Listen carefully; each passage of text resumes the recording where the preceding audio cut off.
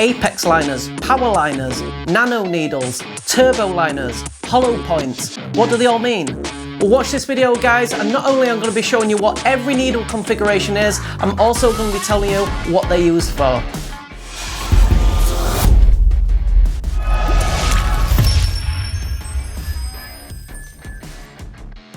Hey everyone, welcome to this video, and today's video hopefully is going to be the only tattoo needle reference video which you're ever going to need. I'm going to be covering absolutely everything you need to know about tattoo needles, some of the common configurations and some configurations which you probably never even heard of, but not only that, I'm also going to be showing you the uses for these configurations. So I'll split this video up into 4 main sections. The first section I'm going to be covering everything you need to know about the numbers on the needle packet.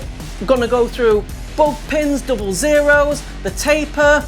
In section 2, I'm going to be covering all the configurations, the common ones, the really uncommon ones, and then in part 3, I'm going to be showing you the most common uses for the configurations which we've just looked at. And if you stay to the end of the video guys, in part 4, I'm going to be giving you some bonus information which is really going to help you guys out for making choices for the needle for the right job in the future. So with all that said guys, let's not waste any more time and get straight into it. Okay guys, so let's start with the absolute basics before we get into the juicy stuff and quickly explain what all the numbers mean on the needle package, and also take a look at exactly what bug pins, double zeros and standard needle gauges are, as well as explain what the taper is. So on any self-respecting needle package and any needle that's actually worth using, you will see what looks like some random numbers and letters. In this example we have 1207RL. This will be exactly the same across the board for standard needles and needle cartridges. So let's start with the 12. This is the gauge of the needle, meaning the size of the diameter across the needle's thickest point. By the thickest point I mean the part just before where the needle starts to get thinner and ground down to a point. Now 12s are considered the standard gauge in the tattoo industry, and as well as being called 12s, they're also often called 0.35s, this number being 0.35 millimeters. So now we know what the 12 is, let's look at the next number, the 07. This number simply means how many needles there are in this configuration. So in this example we know there's 7 needles in this grouping.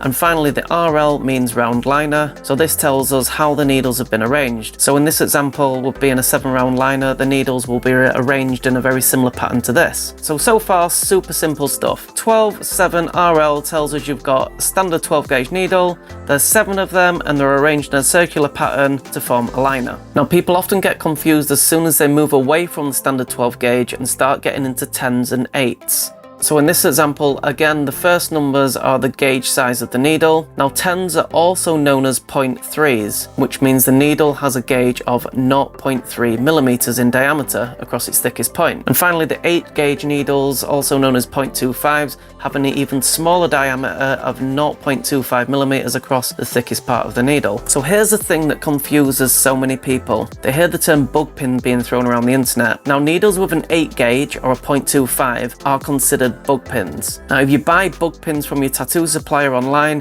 you will almost certainly be delivered 8 gauge needles. Now the confusion comes when people ask a tattooist what needles he or she is using, and if they're not using standard 12s, they'll most likely tell you that they're using bug pins. They're probably not using bug pins but actually using 10s or 0.3s. I don't think tattooists do this to deceive people, but it's more of a throwaway comment to say I'm using bug pins if you're using anything other than standard 12 gauge needles. But I find more often than not, when tattooists are using bug pins, they're actually using 10s or 0.3s. Just to add a little bit more sprinkle of confusion to this, a 10 gauge or a 0.3 are also commonly known as double zeros. The reason double zeros are so popular is because they cause less trauma to the skin than a standard 12 gauge needle, but they also provide better ink flow than the 8 gauge needles or the bug pins.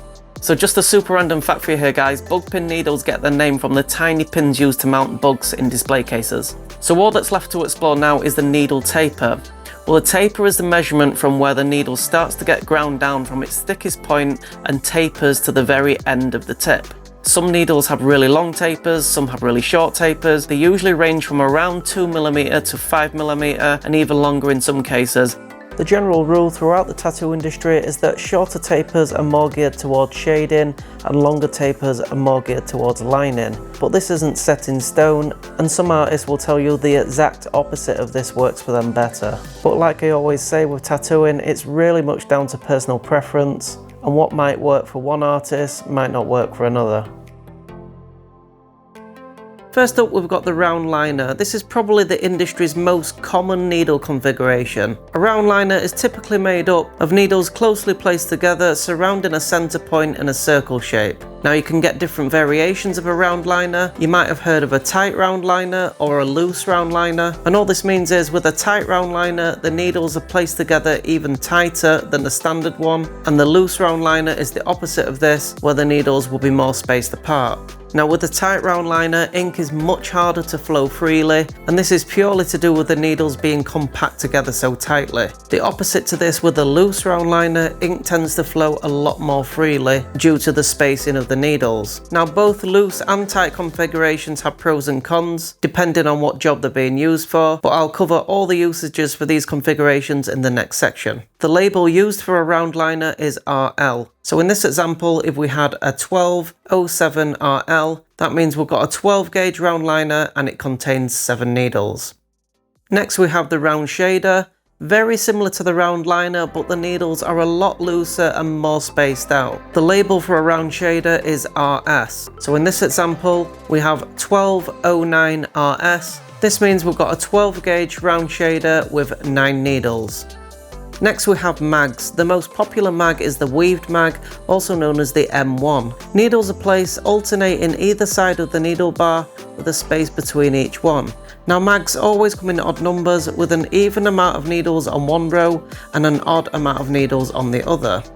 In this example we have 10, 11, M1. This means we have a 10 gauged weaved mag consisting of 11 needles. Next we have stacked mags, also known as M2. These are very similar to the weaved mags, but the needles are positioned together much closer. It's worth noting that stacked mags are not a common needle that's used in the tattoo industry anymore, with fewer and fewer artists using them. In this example we have a 1209 M2. This means we have a 12 gauged stacked mag with 9 needles on it. Next we have curved mags, also known as round mags and sometimes known as soft mags. Now these are essentially a weaved mag, and the needles on these are pulled slightly back as you move away from the centre at both sides to give the mag a curve. Now these mags are a popular choice with a lot of artists because they cause much less trauma to the skin when tattooing. In this example we have 1013 CM. This means we have a 10 gauged curved mag with 13 needles on it. Flats, still in the mag family, but instead of having 2 rows of needles either side of the needle bar, they're all placed on the same side in a straight line. Now flats are sometimes labelled as just F, and sometimes you'll see them labelled as FL, meaning flat liner. Now we'll get into some configurations and styles which you may or may not be familiar with. The next one is nano.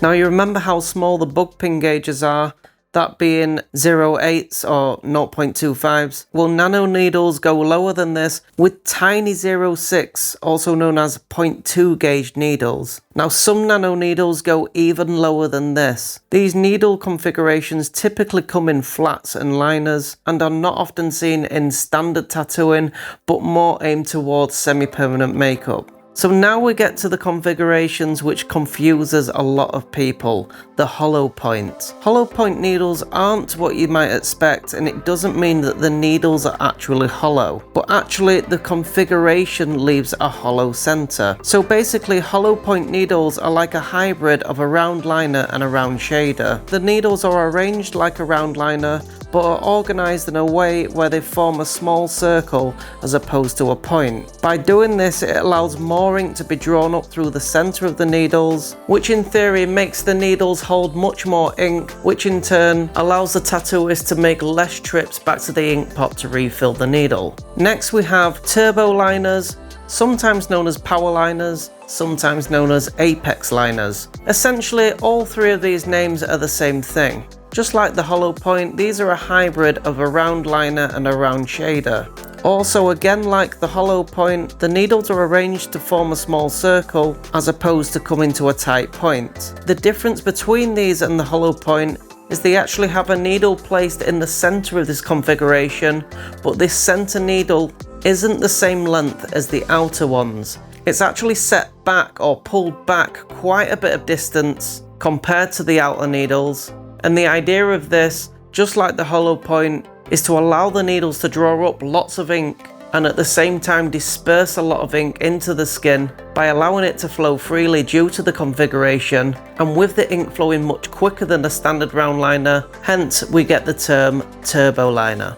Now with all these configurations, you might have also heard the term textured needles. Textured needles refer to the actual needles which haven't been highly polished and have a smooth finish. Because the needle hasn't been polished and smoothed off, it has a very small textured surface. Now a lot of people tend to think that textured needles are textured all the way down the needle, but in most cases textured needles are still polished at the very point of the needle, keeping them smooth and sharp for entering the skin, but are actually textured on the shaft of the needle pin. The idea behind textured needle is that in theory, because the needles don't have a smooth surface, they can hold more ink in the tiny crevices. I personally have only ever used these once, and if I'm being honest, I didn't notice any difference between the standard polished needles and the textured ones. But that's just my personal experience with them.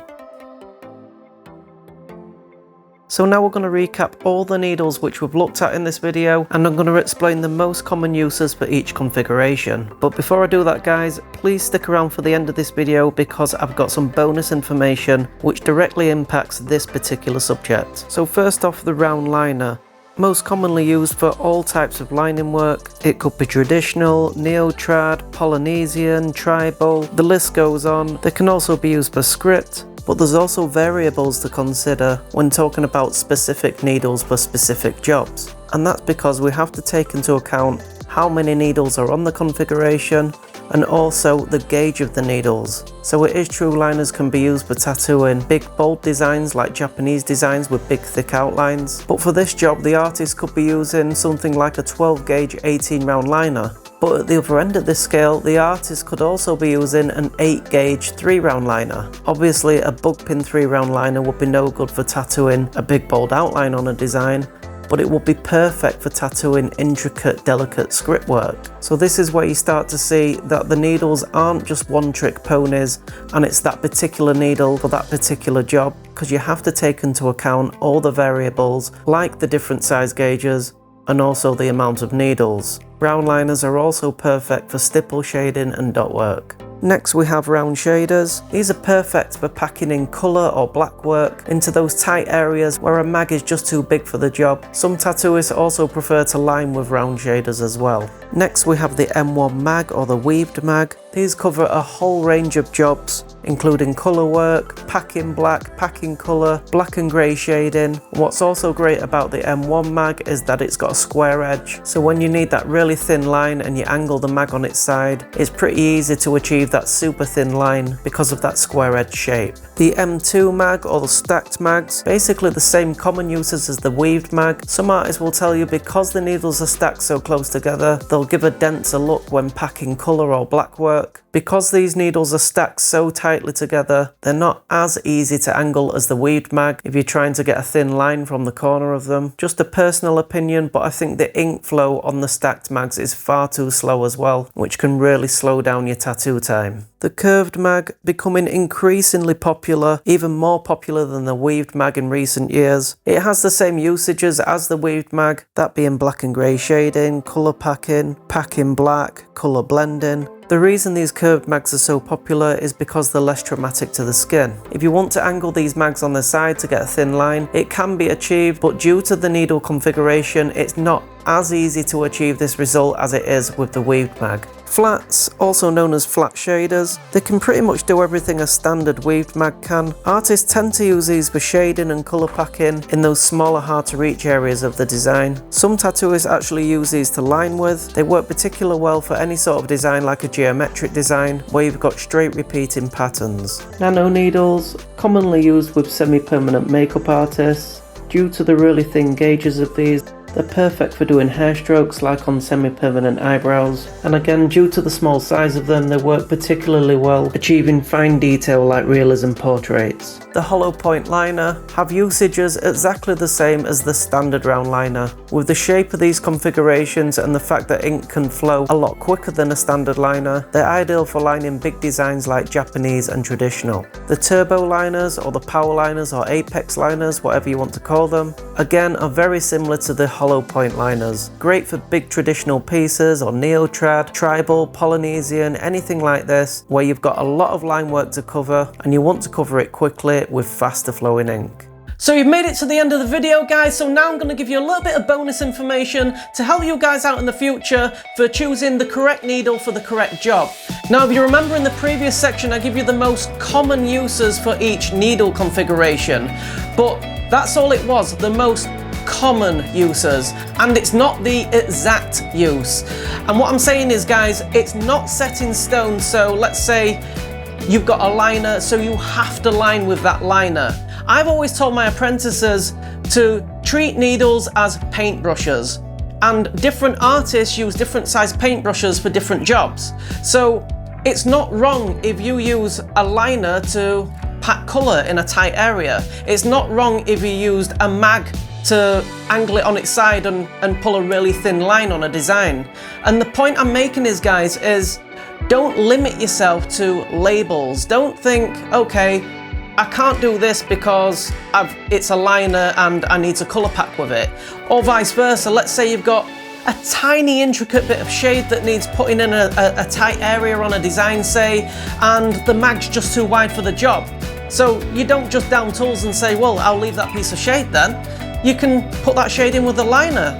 And this is the point I'm making. Don't be corralled into certain boxes and you can only use that particular needle for that particular job. And when you bring down these barriers and you just look at the needles as just sizes, just paintbrushes, then it's going to open so many more doors, and you'll find your confidence as a tattooist grows if you look at it this way, because you're not filling your mind with labels, you're filling your mind with sizes.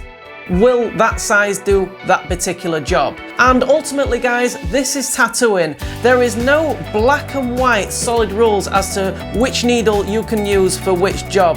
There's no black and white rules, there's just a grey area, a massive grey area, and all those needles are in there, and just choose those needles of what you need for that job. Nobody looks at a finished tattoo, a heel tattoo, and says, wow, I can see the liner that you used on that, oh, I can see all the different mags that were put in with that shade. Nobody does that. They look at the final result and say, that's a nice tattoo. So whether that tattoo was completed with 10 different size liners or a mixture of mags and flats or whatever, the goal for the tattoo artist is to complete that tattoo and make it look the best they can for the client. But ultimately, guys, make sure you have fun with it, experiment, and don't let your mind get too clouded with all these different numbers and configurations. So that's all from this video, guys, and if you did like it, it means the world to me if you take a second out right now, smash that like button, let me know that you like it. But not only that, guys, every single like counts, and it really helps me out, it helps the channel out, and it helps you guys out because I can continue creating content like this for you. Don't forget to subscribe to the channel. If you've already subscribed, check that notification bell to stay up to date with all my latest uploads. With all that said, guys, thank you so much for watching, and I'll see you in the next one.